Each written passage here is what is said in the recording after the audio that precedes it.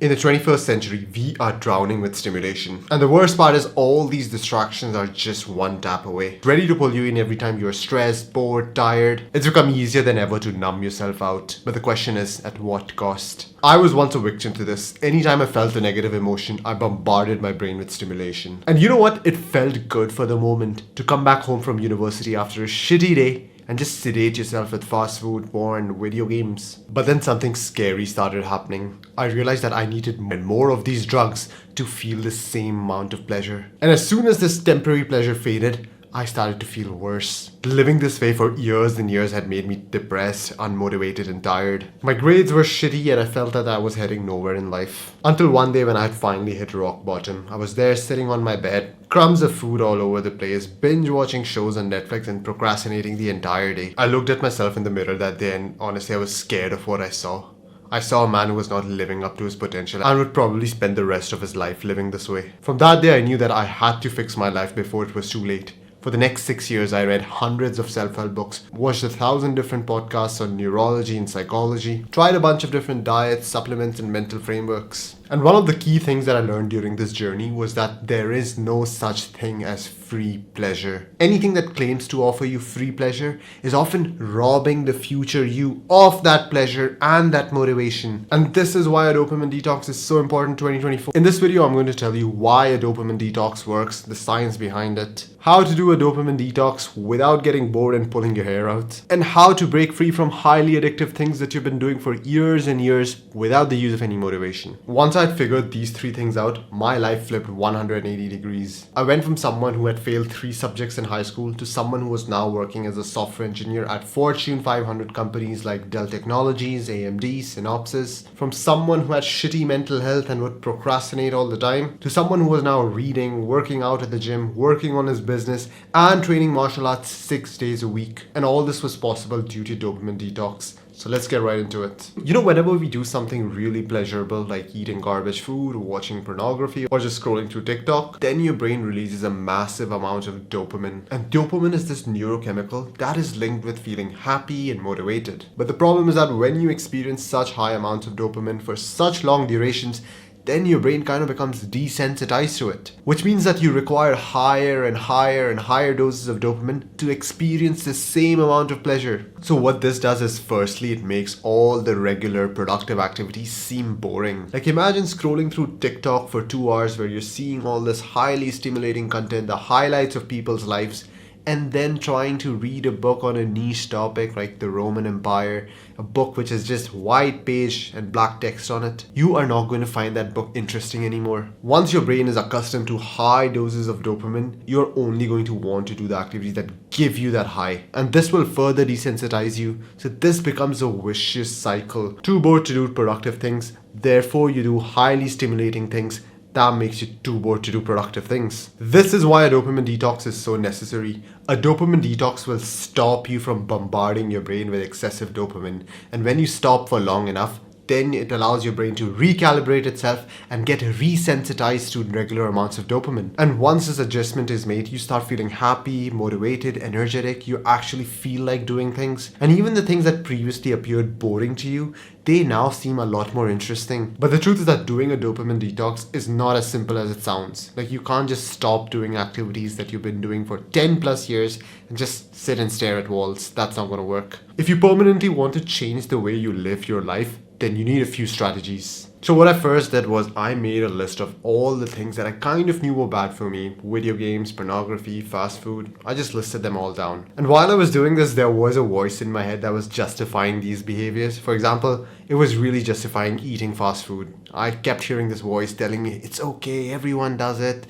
It's not all that bad. Have it once or twice a week. And you're bulking, you're putting on size, it's good, you need the calories. So watch out for this voice of yours. If there's a behavior that you kind of know is not too good for you, that voice in your head, that addicted brain is going to try and justify that behavior. Do not show any mercy, write it down on that list. What writing these things down on a piece of paper actually does is that it makes the enemy clear. Now your enemy or the things that you need to avoid is not some vague idea. It's actually a thing, a physical thing that you need to quit, a physical thing that is right in front of you, and you can always refer back to it that, okay, this is what I need to avoid. Because when the going gets tough and you're bored and stressed, then it's kind of easy to once again justify these ideas and be like, video games are kind of okay, it's a social event, and social media helps me connect with friends. It kind of gets easy to justify these behaviors during your hard times. But when you have them listed down and the list says bad things, then it's a lot easier to instantly be like, you know what, nah, this is listed under this bad things category, I'm not gonna do it. Once this list was prepared, I went to war against the items on this list. Like, I would literally shave off my hair just so I get that feeling that I'm a new person and I'm at war against these things. One thing that I noticed as soon as I quit these things was that I now had 4 to 5 extra hours in my day. And this free time is actually very dangerous, especially when you're trying to quit shitty habits. You know that saying, an idle mind is the devil's playground?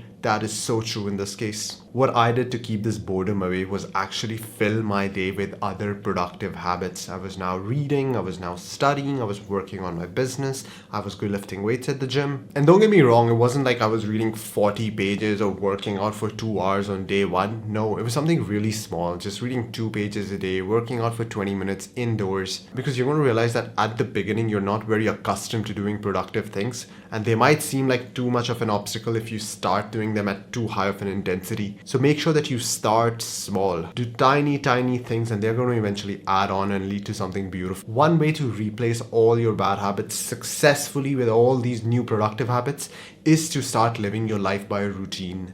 When you don't live your life by a routine, you actually are kind of confused about what to do, when to do, how to do. You have like 1,000 different options to choose from.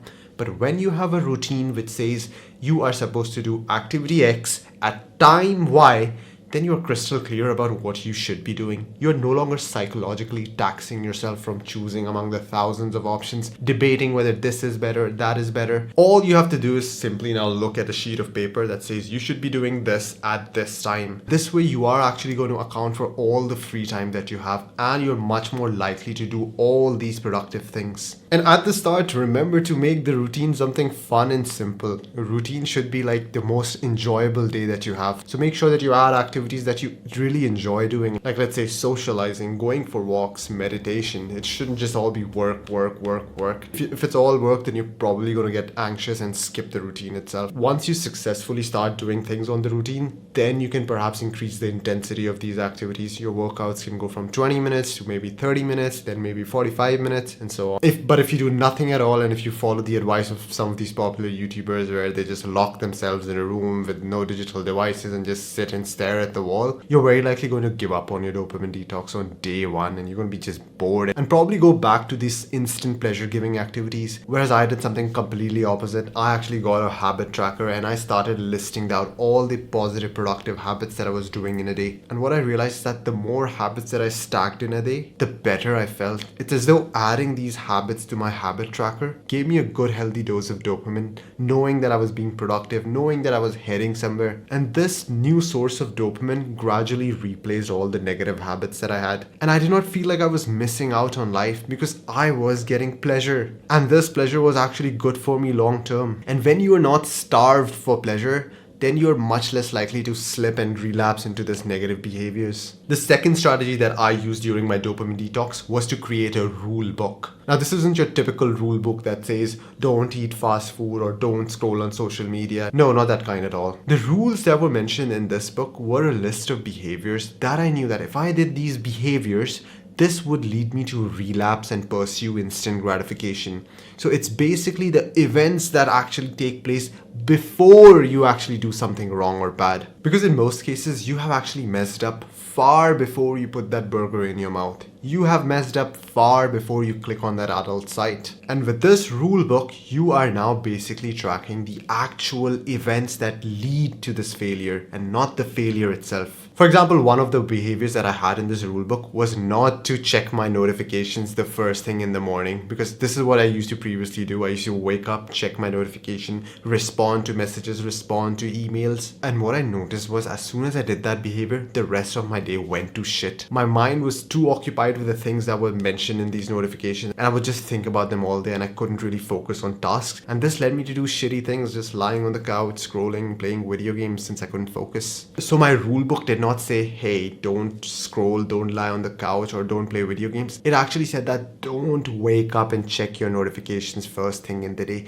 Avoid the behavior that leads to the failures and not the failures themselves, because the failures are basically results of certain actions that you perform throughout the day, and just focusing on the result is not all that helpful. Focus on the actions that lead up to that result. And I had a bunch of such rules. Another rule that I had was that I am not going to pick up calls from work after 6 p.m. because the calls from work get me amped up, get me stressed up, and this destroys my sleep schedule, and next day I wake up tired and feel like doing nothing. Another rule that I had was I'm not going to press the browse icon on Instagram, because once I press that I start doom scrolling. So all these rules made it much easier for me to stick to my dopamine detox protocol. Now during this journey I realized that there were a bunch of behaviors that I could simply quit just following the two strategies that I just mentioned. A lot of these behaviors you're going to find that are quite easy to quit with these behavioral changes that you make. However, there are certain bad habits that are highly addictive, and as soon as you try to quit them, you start getting cravings and withdrawal symptoms. And these are things such as sugar, fast food, smoking, pornography, alcohol. And even though the strategies I mentioned are going to help with this, but as soon as you quit these things, you are going to experience cravings and you're going to experience a bunch of withdrawal symptoms, because using these things for 10 plus years has modified your brain chemistry. But the good news is I found a way that you can actually quit these things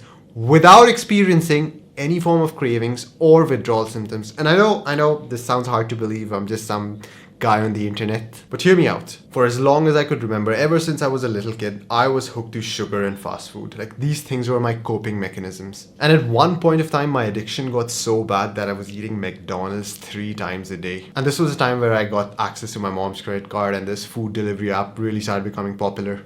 And I cannot stress enough how many times did I actually try to stop myself from consuming fast food, but it always failed. I tried all different kind of diets, I tried all these mental gymnastics, and I started using raw motivation, started watching these motivational reels. The effect would last for maybe a day or two, but on the 4th day, if I was just bored or tired, I would just eat and break my streak. And this went on for years and years. At one point, I just given up hope. I was like, you know what? I surrender. I've accepted being fat and addicted to fast food. That is until I started fasting, which is the practice of not eating any food at all for long periods of time. And I know this sounds so counterintuitive. You're probably thinking that, bro, you couldn't even stop eating fast food and now you have just decided to give up all sort of food. I understand the skepticism. It didn't make sense to me at that point of time.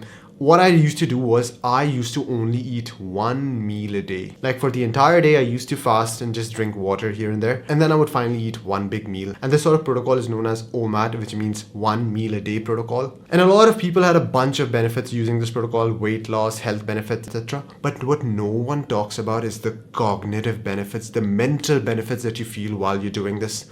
I had absolutely no cravings for anything. No sugar cravings, no food cravings, none whatsoever. I was like shocked at that point of time. I was like, whoa, why do I not feel like doing these behaviors that I was addicted to? It's almost like those regions of your brain which are hooked to fast food and all these other pleasurable activities, they get deactivated and you experience no cravings whatsoever. So after doing this 1 meal a day protocol for like 2-3 weeks, I discovered that I'd completely fixed my sugar and fast food addiction. Like, now when I was hungry, the first image that would come in my head was like mashed potatoes or something. Like, think about this. Do you miss cocaine? The answer is no, right? At least I hope so. That's because your brain has no memory of cocaine. It has never experienced cocaine. This is how I started feeling about fast food. It's as though I have never tasted it before.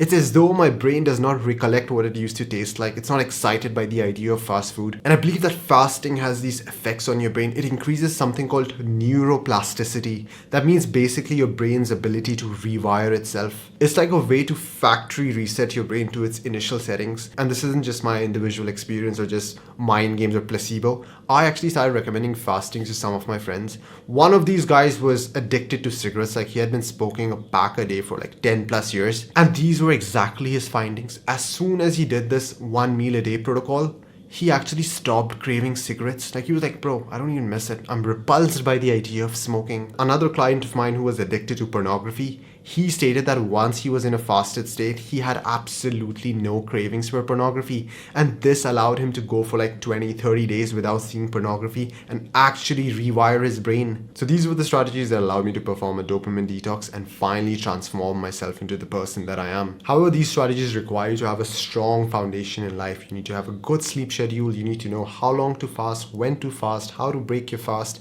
how to exactly design a routine such that you are more likely to follow it. And if you would like to build a strong foundation in your life, then make sure that you click on the link in the description and book a call with me. In this call, we'll discuss where you are in life, what your goals are, and what is exactly stopping you from achieving these goals. I take clients based on a first come, first serve basis. Click on the link in the description. Do it now so you don't miss out.